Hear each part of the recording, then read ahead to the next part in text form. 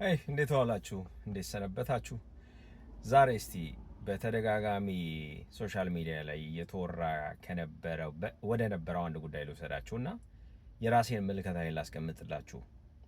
እንደሚታወቀው የተወሰኑ ግለሰቦች እንደነ መንሱር ጀማል፣ ሰራዊት ፍቅሬ፣ ዳንኤል፣ ሰለሞን ቦጋለ፣ ካሊድ በፊንቴክ ጉዳይ ላይ በፖሊስ ምርመራ ላይ እንደሚገኙ ይታወቃል።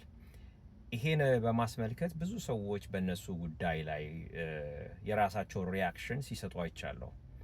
እኔ ከዛ ውስጥ አንዴ የተገነዘብኩት ነገር ወደ ህይወቴም ደግሞ ለራሴ እንደ ትምህርት የወሰድኩት ነገር ላካፍላችሁ። ኦኬ፣ ሁሉም ነገር ብሬክዳውን እያደረገን እንሂድ። በመጀመሪያ እነዚህ ሰዎች ተከሰሱ አይደለም። እነዚህ ሰዎች ገና ምርመራ ናቸው። ምርመራ ያለ ግለሰብ ፕሪዘምፕሽኑ ኢኖሰንት ነው። እነዚህ ሰዎች ወንጀል ከሰሩ ወንጀል ከፈጸሙ መጠየቅ አለባቸው። አብሶሉትሊ 100% መጠየቅ አለባቸው። በህግ የበላይነት አምናለሁ። በሚቀርብባቸው ማስረጃዎች በተሳተፉበት የወንጀል መጠንና አይነት መቀጣት አለባቸው። ኦብቪየስሊ I believe that no one can escape from the long arm of the hand። ማንም ሰው ከህግ ማምለጥ የለበትም፣ ማምለጥ አይችልም ብዬ አምናለሁ። ኦኬ፣ ይሄን ለመናገር ፈልጌ አይደል። እነሱ ወንጀል ሰሩ ወንጀል አልሰሩም፣ ትክክል ናቸው አላቅም። I'm not investigating police, I'm not judge right now።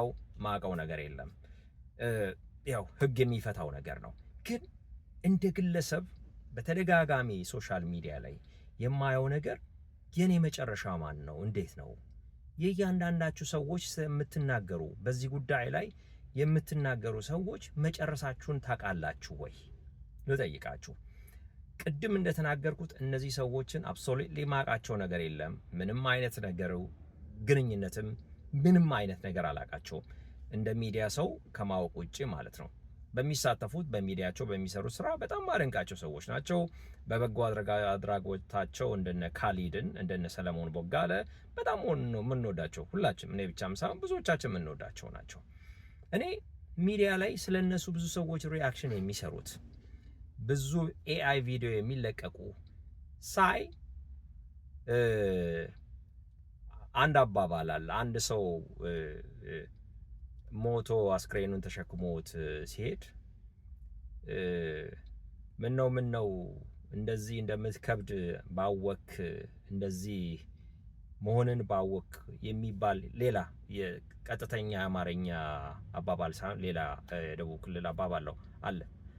አንዳንዴ ምን ነው እነዚህ ሰዎች እንደዚህ እንደሚጣሉ እንደዚህ በሰው ዘንድ አንደበት እንደሚከፈትባቸው ቀድሞ ባወቁ ብዬ የተመኘውበት ወቅት አለ።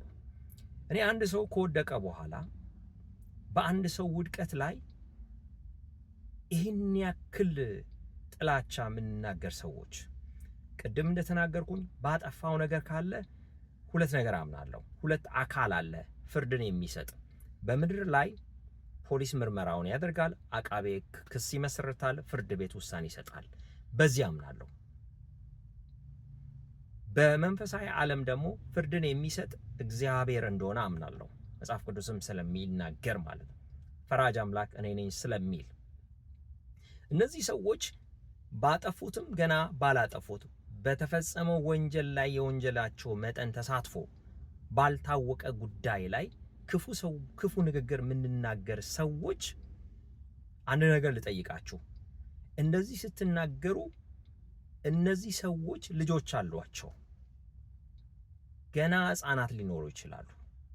በዚህ ጉዳያቸውን ምንም የማያውቁ ሚስቶች ሊኖሯቸው ይችላል። የምትናገሩት ቃል የልጆቻቸውን ስነ ልቦና ሆነ የልጆቻቸውን እጣ ፈንታ ላይ መጥፎ አሻራ እንደሚጥል አታውቁም ወይ? ሰለሞን ካጠፋ ሰለሞን ሊጠየቅ ይገባል። እኛ የምንናገረው ነገር የፍርድ ንግግር ብናደርግ የምንናገረው ነገር በሰው ፊውቸር ላይ በልጆቻቸው ላይ በፊውቸራቸው እንበልና ሰለሞን ቦጋለ በዚሁ ወንጀል ውስጥ ተሳትፎ የለውም ተብሎ ቢለቀቅስ? እባካችሁ በወደቀ ሰው ላይ ክፋት የምትናገሩ ሰዎች በቃ የወደቀ ሰዎች የገጠመው የጣለው ነገር በቂው ነው። የተከሰሰበት ነገር በቂው ነው። ሕግ ጠይቀዋል፣ ሕግ ይቅጣው። በሰው ህይወት ላይ በወደቀ ነገር ላይ በወደቀ እንትን ላይ ምሳር ይበዛበታል እንደሚባል በወደቀ ሰው ላይ አቅም ባጣ ሰው ዲፌንድ ራሱን ማድረግ በማይችልበት ወጥቶ በሚዲያ ላይ እንደዚህ አላደረኩም ብሎ መናገር በማይችልበት ሰው ላይ አቅም ስላላችሁ ኦፖርቹኒቲ ስላላችሁ አጋጣሚው ስላላችሁ የምትናገሩ ሰዎች እመኑኝ እናንተ በምን እንደምትወድቁ አታውቁም። እናንተም በሆነ ነገር ላይ አጥፍታችሁ የሆነ ነገር ስትፈጽሙ ሰው እንደዚህ ነው የሚነሳባችሁ። የፍርድ ቃል አትናገሩ። ወላጆች አሏቸው፣ ልጆቻቸው አለ። የምትናገሩ ነገር እነዚህን ግለሰቦች ብቻ አይደለም የሚጎዳቸው ከጀርባቸው ያሉ በወንጀላቸው ተሳትፎ የሌሉ ስለተፈጸመው ነገር ምንም የማያውቁ በእድሜም በምንም አይነት ነገር ይህን ነገር ሊያውቁበት የማይችሉ ወላጆችና ልጆች ሊኖሯቸው ይችላል። መጽሐፍ ቅዱስ ስለዚህ በትክክል የሚናገረ ነገር አለ። መጽሐፍ ቅዱስ ላይ በአንድ ወቅት ዳዊት ስልጣን ላይ በነበረበት ልጁ አቤሴሎም ተነሳበትና ከስልጣን ሊገለብጠው ሞከረ። አቤሴሎም ለጊዜ ተቆጣጠረ ወንበሩን። አቤሴሎም ስልጣኑን ሲይዝ ዳዊት አመለጠ። ወደ ደብረ ዘይት ተራራ በእግሩ ሲሄድ ከዚህ በፊት በስልጣን ላይ በነበረው ወቅት ላይ አብሮት የነበረ አኪጦፌል የሚባል አማካሪው ኢሚዲየትሊ ዳዊት ስልጣኑን ባጣ ጊዜ ወደ ዳዊት ተቀናቃኝ ወደ ልጁ ወደ አቤሴሎም ሄዶ አቤሴሎምን ለማማከር ጀመረ። ይሄ ብቻ አይደለም። በአንድ ወቅት ከሳኦል ወገን ቤተሰብ ወገን የሆነ አንድ ግለሰብ ዳዊትን መንገድ ላይ ሳሚ የሚባል ግለሰብ መንገድ ላይ ያገኘዋል።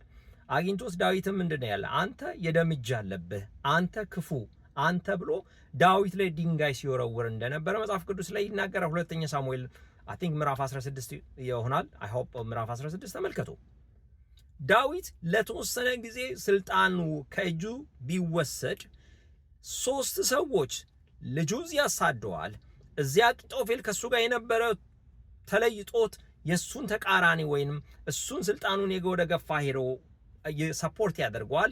እዚህ ደግሞ ቀና ብሎ መናገር አቅም የሌለው አንድ ግለሰብ ዳዊትን ሲሰድበው ሲረግመው እንደነበረ ይናገራል። ወንድሞቼ እህቶቼ፣ ዳዊት በዚህ መከራ ውስጥ ሁሉ ሲያልፍ መመለስ አይችልም ነበር። ቢናገርም አቅም ላይኖረው ይችላል።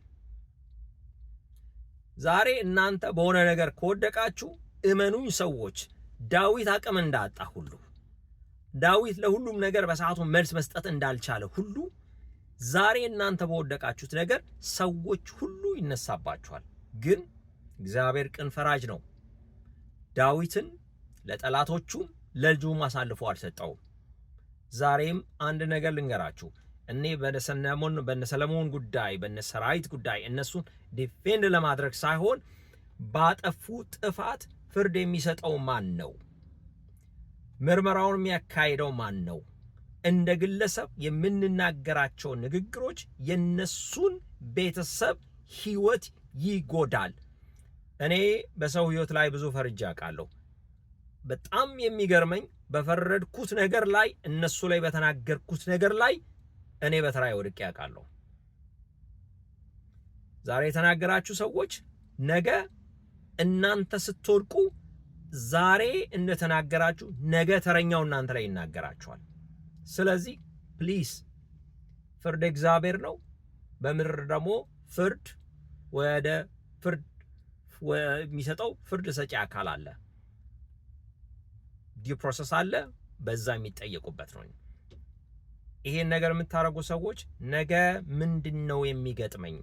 ዛሬ አቅም በሌለው ሰው ላይ አቅም መናገር በማይችለው ሰው ላይ ተናግራችሁ ነገ እናንተ ሲገጥማችሁ እንዳይጸጽታችሁ ካሁኑ እንድትማሩ ለማለት ነው። ታንኪዩ። መልካም ቀን ይሁንላችሁ።